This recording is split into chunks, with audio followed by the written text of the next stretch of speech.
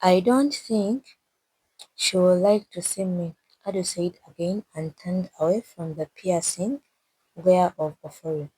But, Ofori said, do you want to see her? That was the question he had feared Ofori would ask. It was the crux of the problem. The problem, Adu knew, was in his heart. It was his heart that refused to forgive. He didn't even want to see his auntie, so to ask him to forgive her was asking for the impossible. If he could not even bring himself to say, Auntie, I forgive you for all the wrong you've done against me, how could he think of saying, Please, Auntie, forgive me for all the wrong I've done against you? What wrong had he done against his auntie? The question was in his mind and directed to Ofori. Was he the one who had wronged his auntie?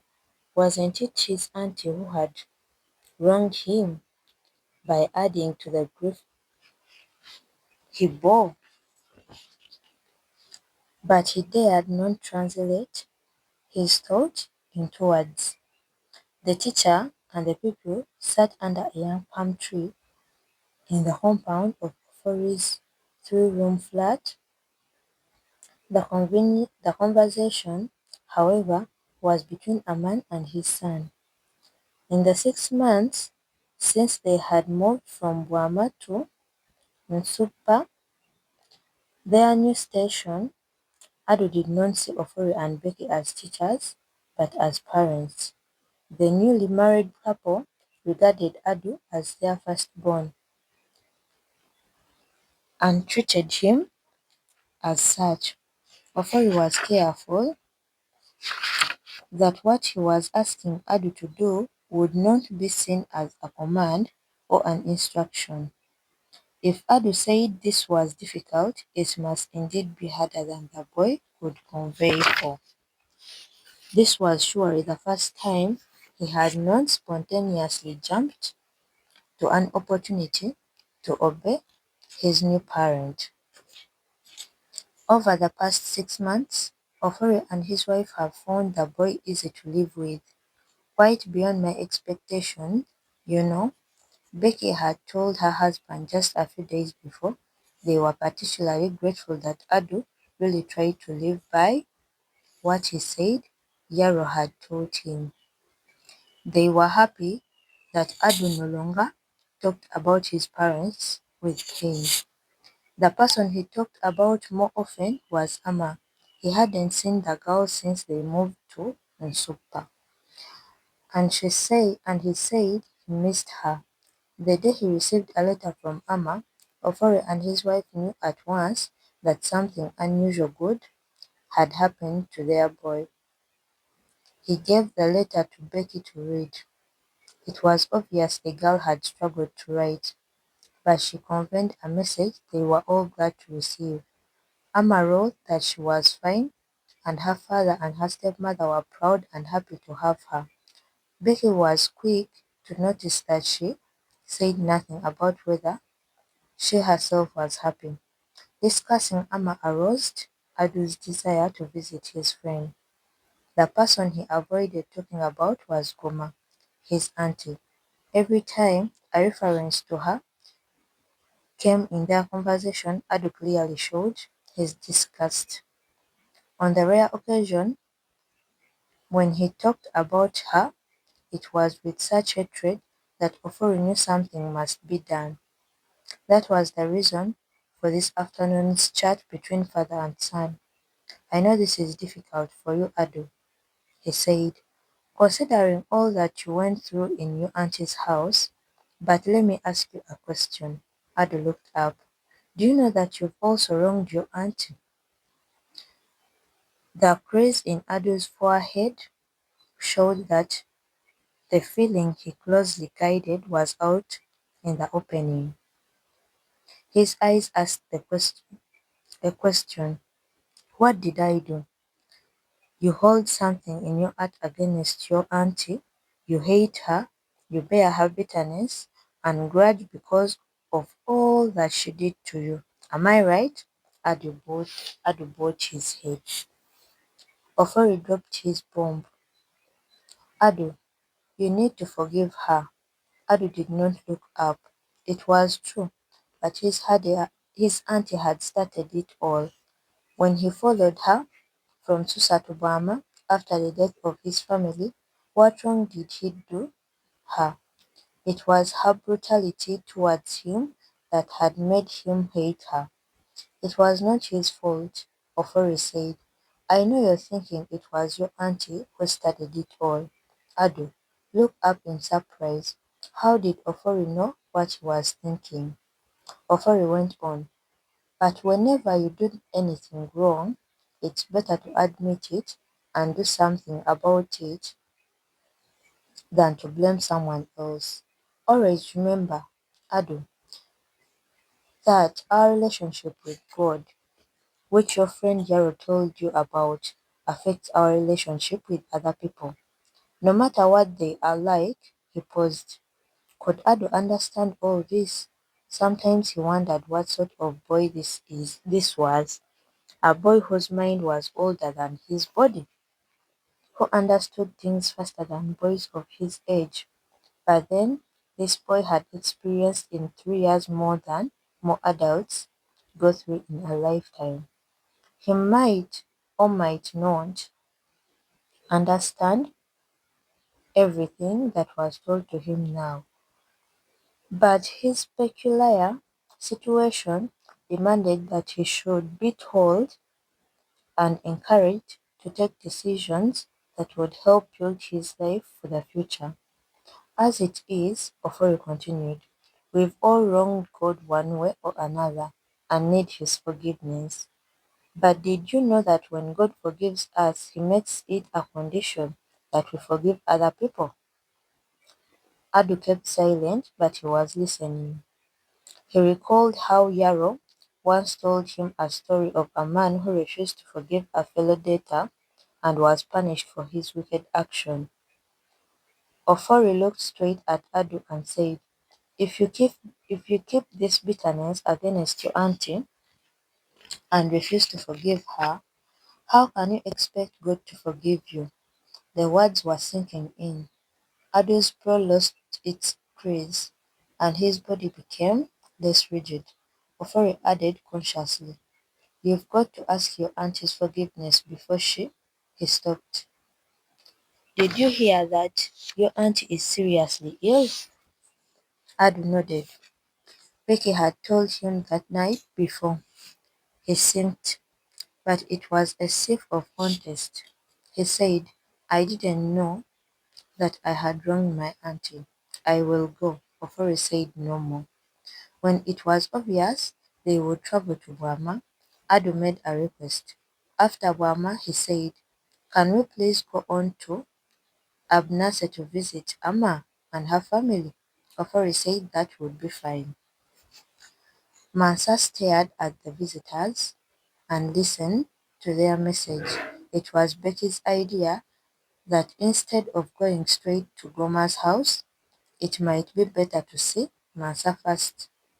Ofori would have preferred to go through the chief, but Becky insisted that it was better to approach the matter privately through Goma's friend than officially through the chief. Mansa kept staring at Adu. And how are you, Adu? She asked. Adu said he was fine. I can see that, Mansa observed. It seems you like your new place. They are taking care of you well. Tell us, Becky said. Can you please lead us to go and see Goma? We thought it would be fine if you went with us. Mansa agreed to go with them. Goma was tossing in an old armchair in front of her room when Mansa led the three visitors into the compound. A young girl was sweeping around the kitchen area. It was she who first heard the sound of approaching footsteps and rose up to see who the visitors were. Auntie, we have visitors, the girl announced. As she put down her broom, She scrambled for chairs and scrambled for chairs. Goma jacked up and glared at unexpected visitors. When she noticed who they were, she asked, "What do you want?" "Let me sit down first," Mansa said, and took her seat the girl had provided. She urged the visitors to do the same. Adu cast a quick glance around the compound. Not much had changed, except the presence of the girl, who, it seemed, occupied his former room. He had just seen her coming out of it, wearing a scarf. Perhaps his auntie had taken a maid to help her. Now he turned to see his auntie peering at him. For a split moment, a chill ran through him. Those eyes again. But this time, no bell sounded in him. He looked away from his auntie's gaze, but it was more out of respect than fear. Now he was confident that his auntie no longer had any powers over him. She could not destroy him. Ofori and Becky had assured him of that. The powers of darkness could not harm him because he had the Lord in his heart. As Ofori narrated the reason for their visit, Adu began to feel sad for Goma. She was a lonely woman, wasn't she? Goma was the last person left of his father's family besides him. If the two of them were to die, that would be the very end of Nemo's li- lineage. With that fact came the realization of something else. He was an orphan. Quickly, Adu shook the thought out of his mind. It sounded ominous to him, yet it was true that he had no father and no mother. But he did not want to think about this anymore. He had come to understand that no child of God was ever an orphan.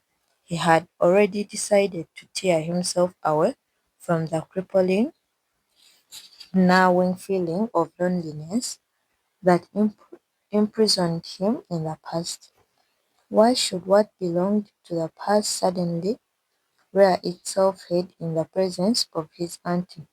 No, he rejected it. No, he determined in his heart, I am a child of God. I'm not alone. I was a personal determination. It was a personal determination. When it was time for him to speak, he stood up. He looked directly at his auntie and said, I am sorry, auntie, for all that I've done to you. I want you to forgive me. What are you sorry for? Goma cut in, piercing Adu with a gaze that bewildered the boy. She meant to cow him into mission and break him down. But Adu stood firm. There was no fear in his heart. Suddenly Goma shouted, I said tell me what you've done and stop looking at me like that. Adu was still standing and looking directly at the woman. For a brief moment, auntie and nephew were locked in their gaze. Finally Goma looked away. I know why you people came, she said, but her voice was no longer harsh.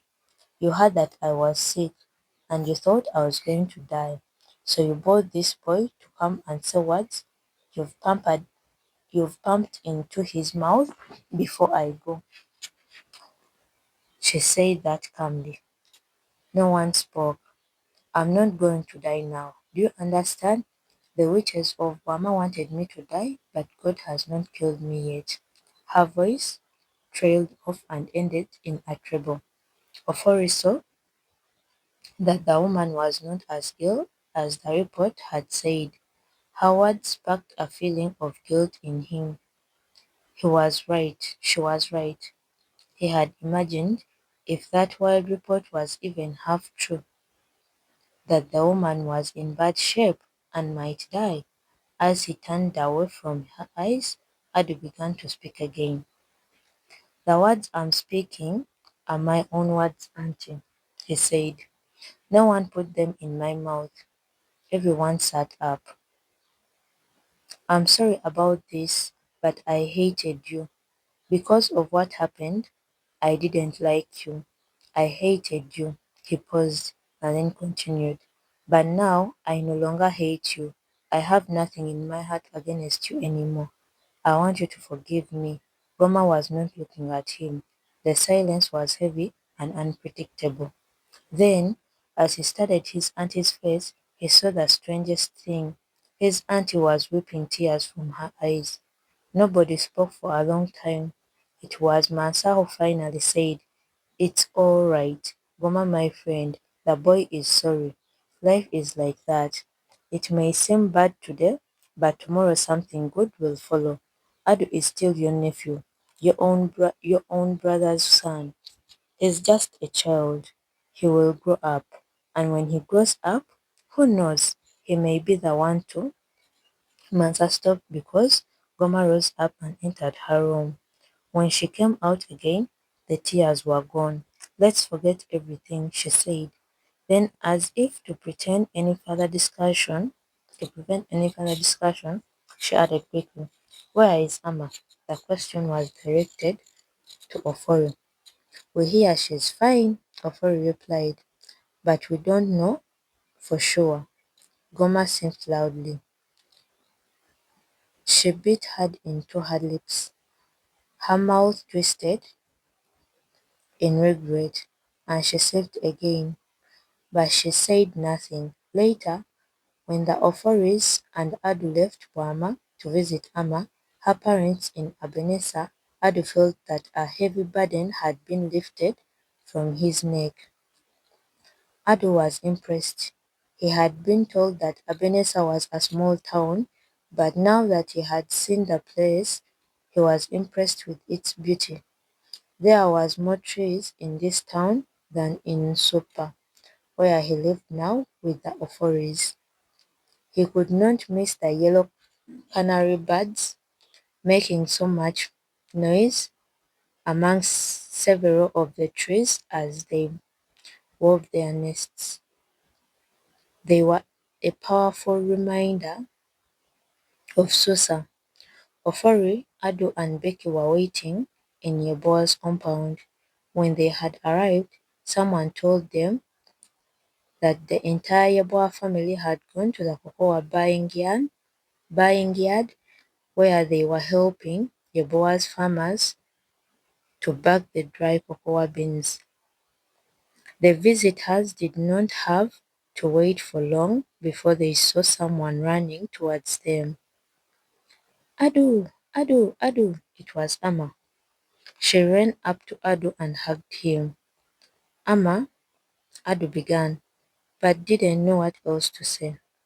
"When did you arrive here?" "Just now.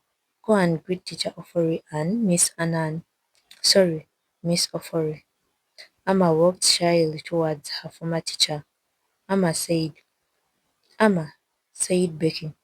Before Amma got to her, "You look nice. How are you?" "I'm fine, Miss Annan, thank you."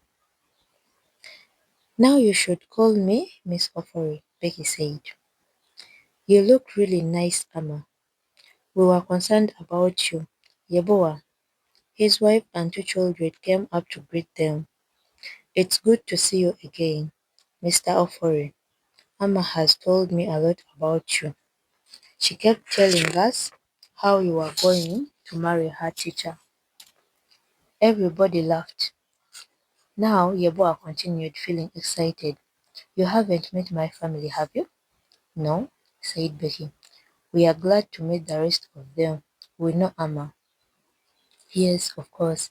This is my wife, Akos, and our two children, Kobe and Adjo. But please come into the room." Adu and Amma waited outside to talk. They shared all that had happened to them and compared feelings. "You didn't reply to my letter." That was Amma. Adu attempted an excuse.